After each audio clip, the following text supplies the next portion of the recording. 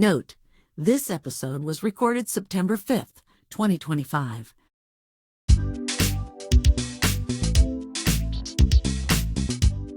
Hello, welcome to Wellness in Today's World with Dr. Debra Kawahara, a space where we discuss the latest insights in psychology, wellness, and everything in between.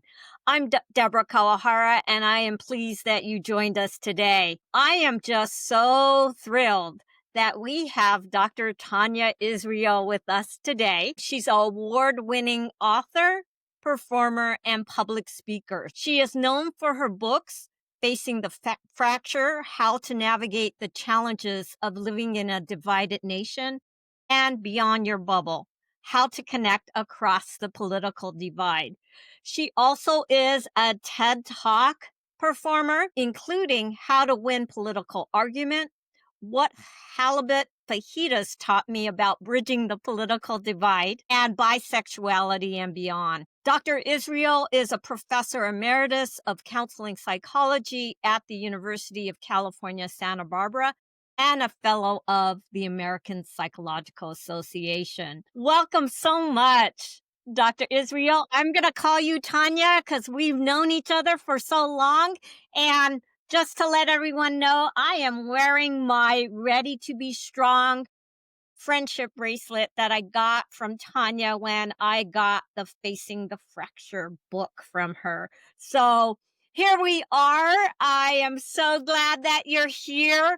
Let's start off with kind of your background, because I know you as a researcher that looked at interventions for LGBTQ individuals, as well as kind of an expert that I know of in the field on bisexuality. So how did you make the shift from working in that arena to then navigating the political divide? Oh, gosh, thanks. That's a great question. I also just want to say thank you so much for inviting me to join you here. I always love talking with you. We have a super long history together within the field of psychology, and I'm so glad that you're offering this podcast to people so that you're addressing really important issues. I think giving psychology away, making it public is so helpful. So thanks for that. Okay, so I'm going to answer your question. I'm going to turn back time. Sorry, I just finished listening to Cher's memoir. So I'm going to turn back time to the mid 1990s. This was before I even got my PhD, and I started a group to bring together pro-choice and pro-life people to have dialogue with each other. And it was a really transformational experience for me. It didn't change anything about how I felt about abortion, but it changed so much about how I felt about people who disagreed with me about abortion, and really humanized people for me, helped me to understand them. With that understanding, I sort of brought that forth into the rest of my career. When I started doing work on LGBTQ issues, and that's really most of my career, I was developing and studying interventions to support LGBTQ folks, but that brought me into contact with a lot of people who did not see eye to eye with me about LGBTQ things. I did training for law enforcement. I developed interventions. I did training for mental health professionals. So not everybody was sort of on board with, evidence-based and affirming approaches that I was offering. And so that gave me a lot of practice just in being able to be effective in communicating across differences. And so then the 2016 election happened. That was a moment. And it was a moment when I was not alone in realizing that our country was really divided, that we were having so much trouble connecting across that division. And I was like, well, wait a minute. I know something about how to connect across division, and I've been teaching listening skills for decades. So maybe I have something to offer here. So that's kind of how that shift got made, but also how my work on LGBTQ psychology really contributed to that. So it sounds like a lot of the skills and strengths that you had from your career translated to then changing over to focusing on the political divide. Absolutely. And look at you using active listening skills so effectively. yeah, you were listening, you summarized back what you heard, and then I'm like, yeah, exactly. I feel understood. So just everyone take note. Debra is like an expert on this. I just have to say, I'm a psychologist too. So having those skills are very important. One of the things that I guess as I was reading both Beyond Your Bubble and Facing the Fracture, I think one of the things that made me think about how as time has gone on, the fracture just seems to be getting wider and wider. I guess the question about how did we get to this place of political divisiveness and almost to the point where people aren't being able to talk to each other that have disagreeing viewpoints or perspectives. Yeah, absolutely. It only seems to be getting worse. And I apologize. I've been doing this work since 2016 and somehow I have not resolved our political divide quite yet. But one of the things that I've done is I've spent a lot of time looking at the research. Indeed, there has been a little bit more division in terms of people's views and opinions. So we're a little bit more consolidated than we used to be on the left and right.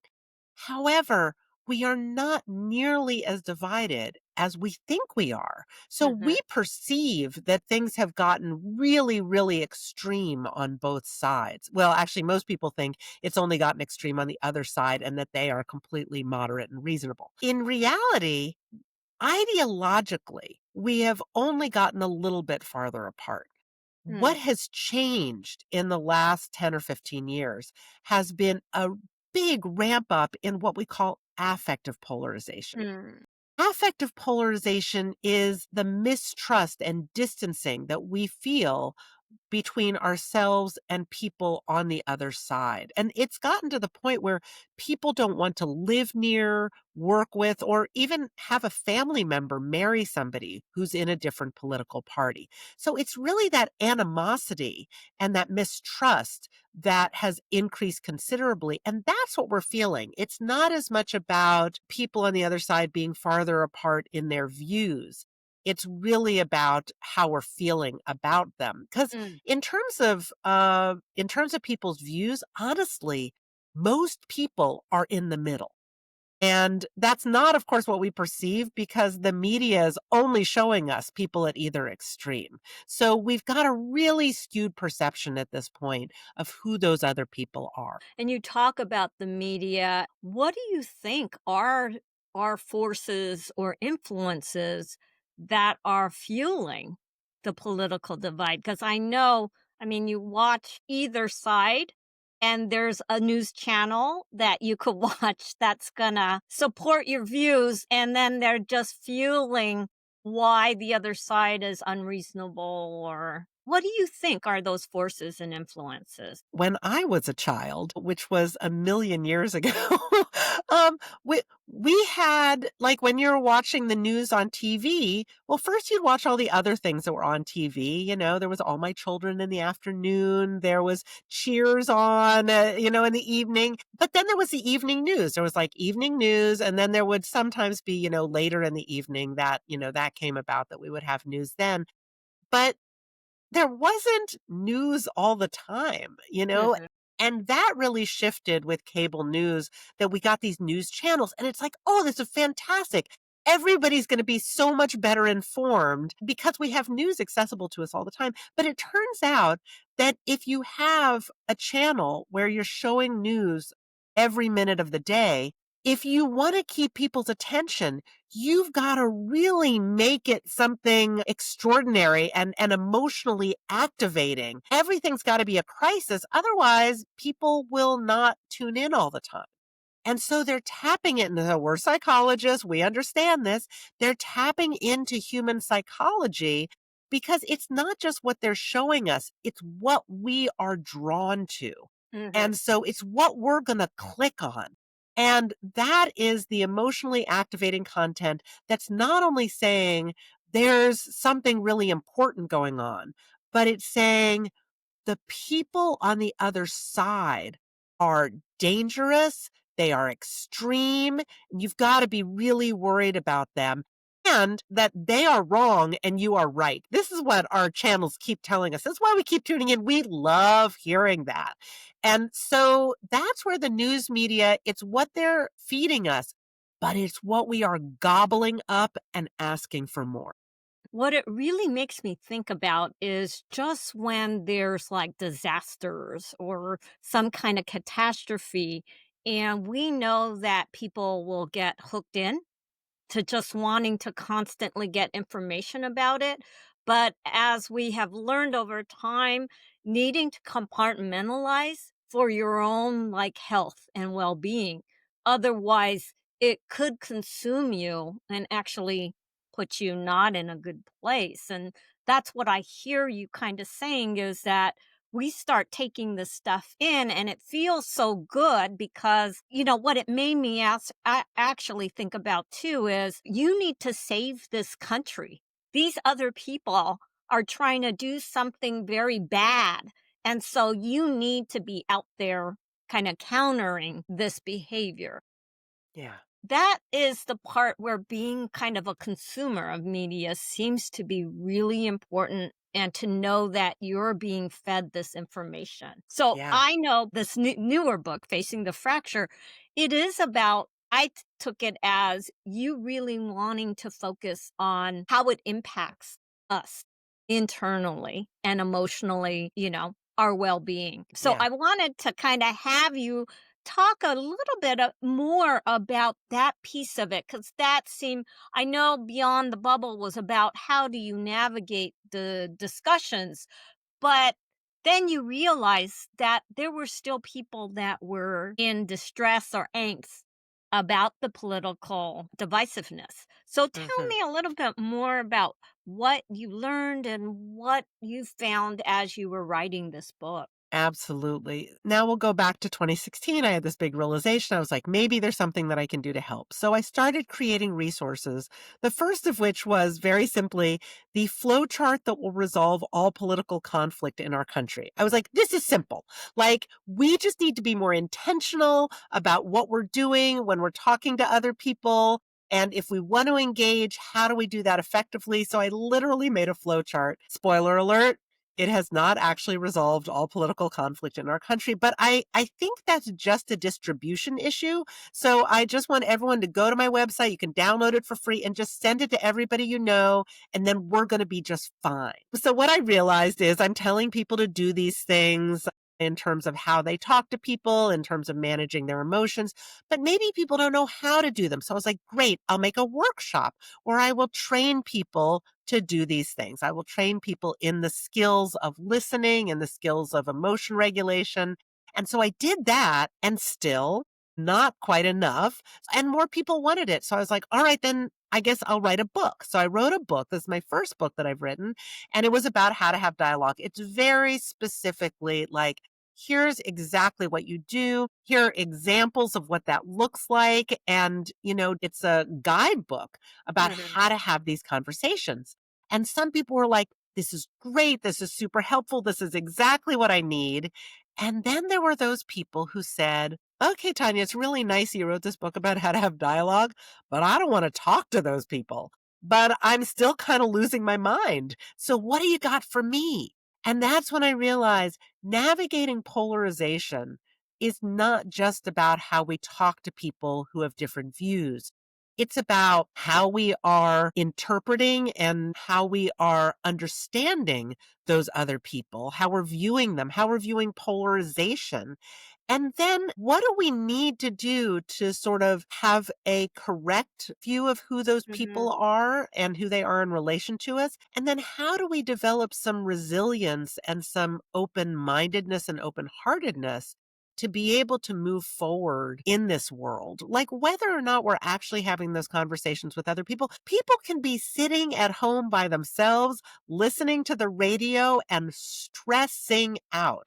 So it's not just about our encounters with other folks. It's a lot about our encounters with our own minds. I like that encounter with our own mind. So I'm imagining that a listener is kind of saying, yeah, it's so easy to just say, be open minded, be whatever, right? Look at yourself.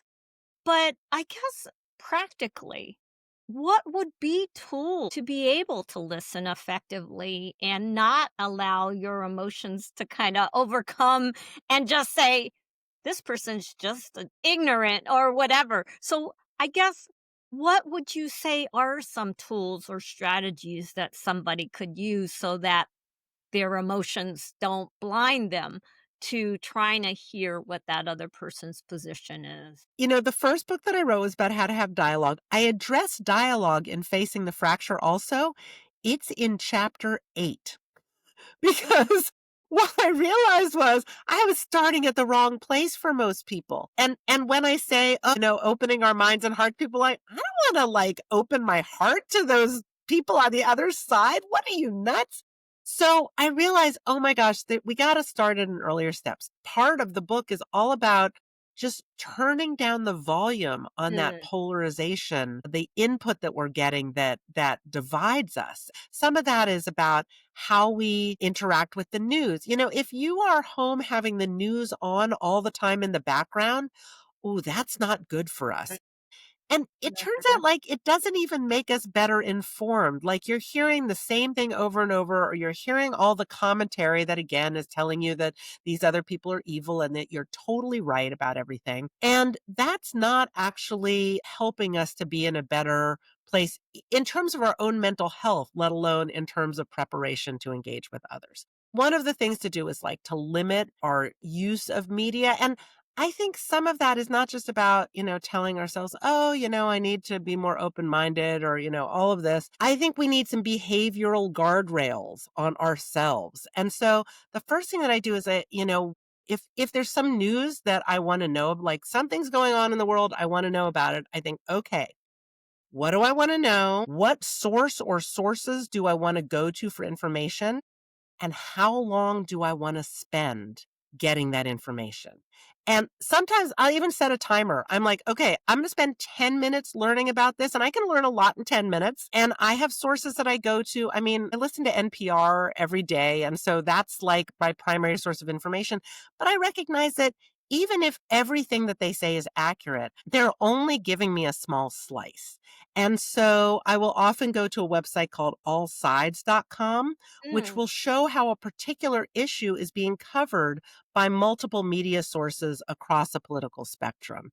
And I find that so useful because, one, I will find out that there is information or a narrative about something that I haven't been exposed to already. And that's really useful for broadening my view, but also for helping me to understand how somebody else could see things so differently than I do without being, uninformed, misinformed, hostile, whatever. They're just like, this is the story that they're getting about it. That's really the first thing, is recognizing what that input is. And some of that's from news and some of it's from our engagement with social media, which, oh my gosh, don't even try to have political conversations or think that you're getting something objective on social media. There's an algorithm. I think we all know that. But again, what information you want to get, what sources, and how long do you want to spend doing it? And then get out, and do something else. So that's the first thing, is kind of readjusting how we are, getting our inputs about information. And then there's also recognizing that we are filtering all of that through our minds, through the cognitive biases that we have, through the sort of tribal minds that we have evolved with. And that's filtering out things so that we are, really thinking about ourselves as having all of the goodness and all the information, and the other side is the enemy. As you were talking about biases, it sounds like you need to be very intentional in terms of trying to get diverse perspectives. And I guess I heard you actively going to a site that's going to broaden your perspective and allow you to maybe hear some different opinions from your own. But you have to be active and you have to be willing to do that, is what I'm hearing you say. Absolutely. And you also have to go into that with a particular intention because I hear some people say, well, I listen to, this channel on the other side, and that doesn't make me think that they're any more reasonable. And I'm like, yeah, if you're going in and you're listening to the extreme on the other side, and you're going in there and being like, no, I think that's wrong. And that's not what I'm hearing. And, sure, you can critique it. That's why looking at something, and honestly, like allsides.com has a lot that's also in the middle, and seeing how that's being covered by, like Newsweek and USA Today and much more, kind of in the middle journalism is useful too. Journalists will also tell you this, like they don't give us bullet pointed facts. They give us stories, and they're supposed to sort of have a perspective on it that they're offering us. They're supposed to give us accurate information, but not outside of some kind of context where we'll understand it within a story. So it has to be engaging in some way. So it's not just this objective, I'm going to write all the facts, because you probably wouldn't get a lot of readers to read it if it's that dry, right? And we Exactly. even know that in terms of trying to get people to listen or read our stuff. That's Yeah. part of all of it. That is. Right.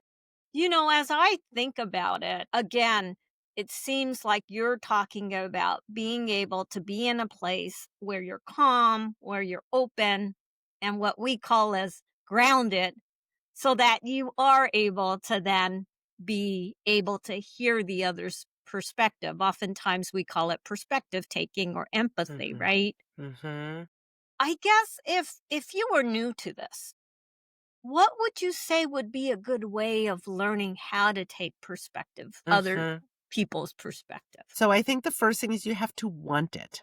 I hear so many people say, I simply cannot understand how people could, think that way or act that way or vote that way. But people don't say it as a like, wow, I don't understand. I'm so curious. People say it like as a, I'm so well informed and so moral that how could anyone possibly see something a different way? So that's the first shift we have to make. And that's something that we call intellectual humility, that we have to have this curiosity. We have to recognize that there are limits to our own understanding, and that those people who see things a different way, they are a source for us. They can help us to understand a different perspective. Yeah. So, whether it's actually engaging with another human being and being curious, or whether it's doing something like looking at a different news source so that you can understand how somebody could see things a different way. So much of it has to do with what our intention is going into that, and that real desire to know more. Because frankly, we are not going to be effective humans by understanding only our own narrow perspective. Whether we're trying to find common ground or advocate for an issue or maintain a relationship with somebody. And those are the main reasons people tell me that they want to engage with people across political differences. We're going to be better off if we actually have some idea of how people could see things from another perspective. I'll even sometimes like look at Twitter or Twitter X to understand what are people saying? Like I'll look for a particular hashtag or an issue Yeah. and I'll be like, what are people saying about this on the other side? And what are people saying about people who agree with my perspective? And I'm like, oh, they're pointing out some hypocrisy on my side. It's like the worst thing for me about doing this work. I used to be able to see very clearly the hypocrisy of people on the other side. And now I can see the hypocrisy of people on my side. And I'm like, no, this is no fun at all. But yeah, that's one of the things, is to understand not only what do they see, but what are they seeing about my view that maybe I'm missing. So, multiple perspectives is what I'm thinking about. And being able to examine our own perspective is part of this work that you're talking about. Yeah, So, let me ask you absolutely. another question. Some people are feeling really disheartened, feeling really overwhelmed, feeling hopeless, kind of that we're in this stuck place and both sides don't seem to be coming together, even if we're in uncertain times and challenging times. So, what would you say to them in terms of how they're feeling and what to do about that? Sure. I hear so much hopelessness and distress from people. One of the things that gives me the most hope is there's something called the bridging movement.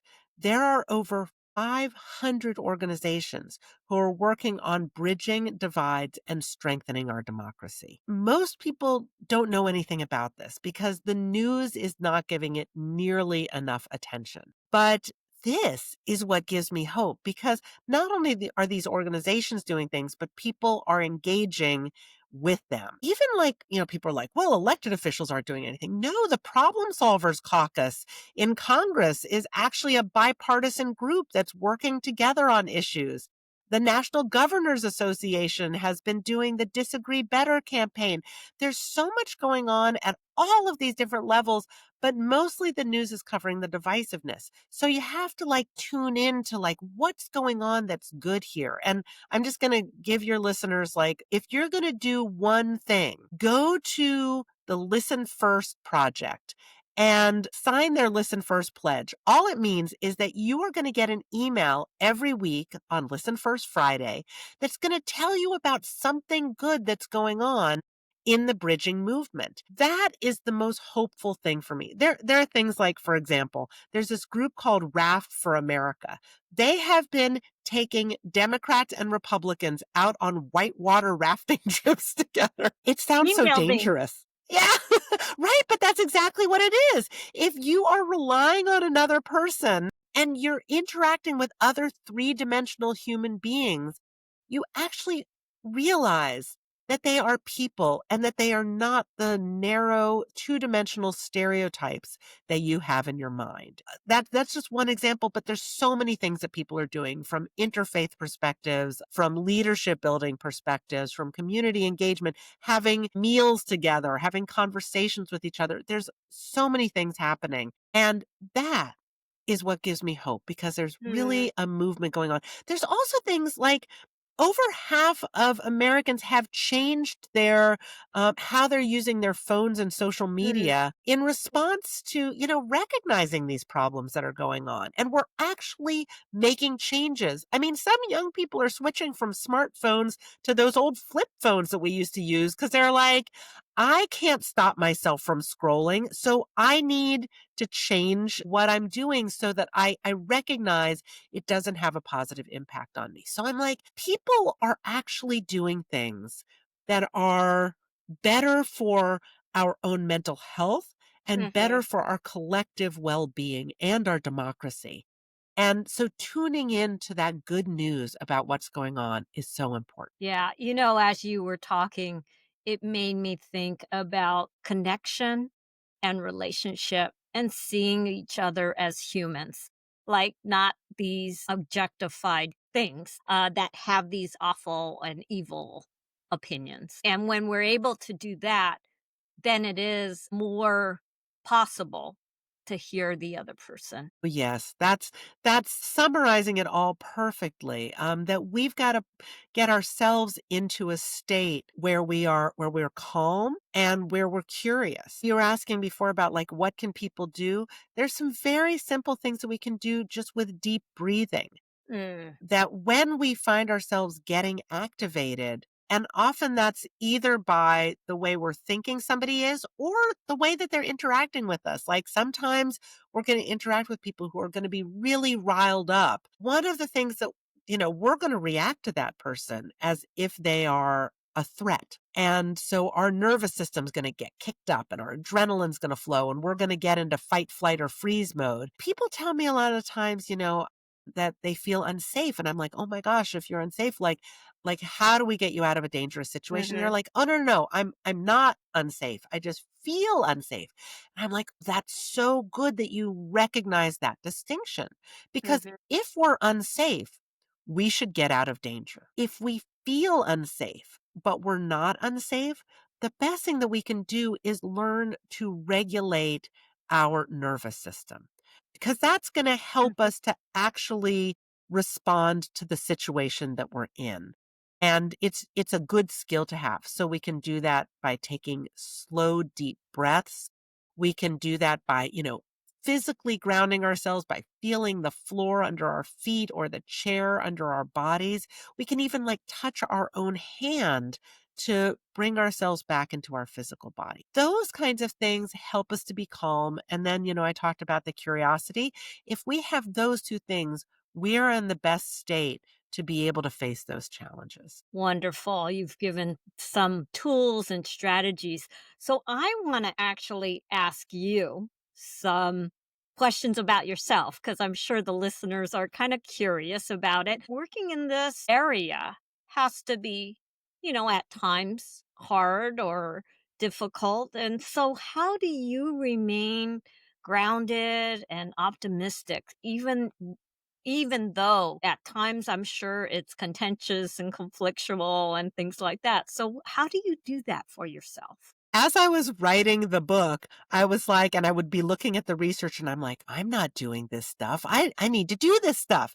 Like, I need to do exactly what I'm telling other people to do based on the research. So, like with my phone, yeah, I have the same problem everybody has about being on their phone too much. So, I set up a little charging station by my front door so that I can plug in my phone when I come home and not carry it around with me Mm. when I'm home because I'm home. Like, I can hear my phone when it dings. So I'm like, oh, but wait, I'm not counting my steps as I'm doing laundry. But you know what?